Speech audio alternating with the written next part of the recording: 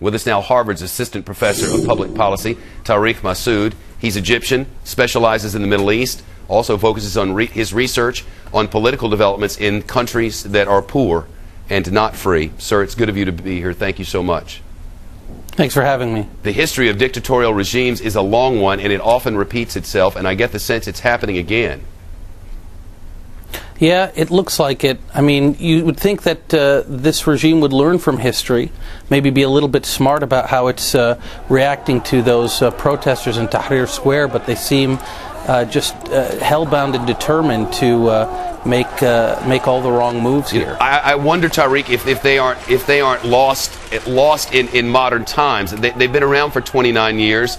I don't know Hosni Mubarak, but I would assume that he's apparently not up with social networking very well, because you're not going to be able to stop the revolution from being televised. If Fox News doesn't get it, or Al Jazeera English doesn't get it, somebody with a cell phone will get it, and the world will know. You can't stop information from flowing anymore. They don't appear to understand that.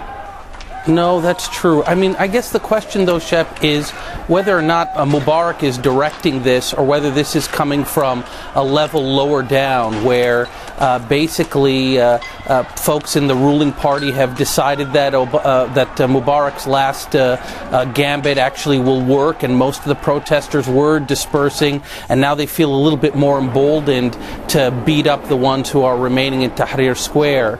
But regardless, as you can see, it's really backfiring on them. It could be that the vice president, who's long been the head of security there, I suppose it's possible that he could be orchestrating this sort of thing in a nod toward nudging Mubarak off the scene so that he could become the next dictator there. We don't know what it is, but we do know it comes from elements of the government. And if you're the president and you care about anything, which he's never indicated that he does, when you see the violence happen, wouldn't it make sense to step down, step aside, and stop this?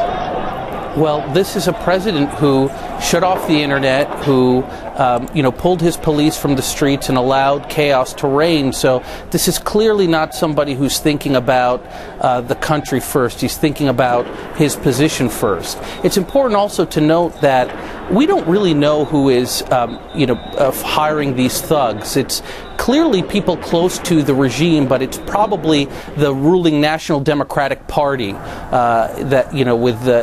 we read some reports that it was businessmen associated with the NDP and others. And I got to tell you, as somebody who followed elections in that country pretty closely, and in the 2005 elections, this is exactly what they did.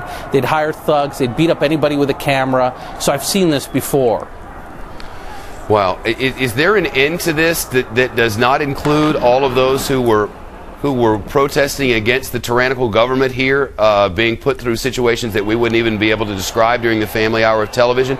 Or is there a possibility that there could be so much pressure from the outside world, seeing these pictures and the rest, that this government, which so many in the West have propped up, would be forced to do something that it doesn't want to do? I think there is an end game here that hopefully does not involve a Tiananmen option. I think if there were a Tiananmen option, they would have used it by now. I think the interesting thing to note is the military really isn't getting involved one way or the other. And I think if a big, brutal, bloody crackdown were in the offing, that would have happened. I think they've opted instead to present... I think the Mubarak regime and those around him were trying to present to the world this idea that, listen, it's not just protesters against Mubarak, there's protesters for Mubarak, and what you're seeing is clashes between these two groups who have very intense preferences. Obviously that's not how people are interpreting it, but I think that's what they were trying to go for. But there is a way to get out of this. It will involve some pressure from the outside. Tariq Massoud, thank you so much. It's good of you to be here.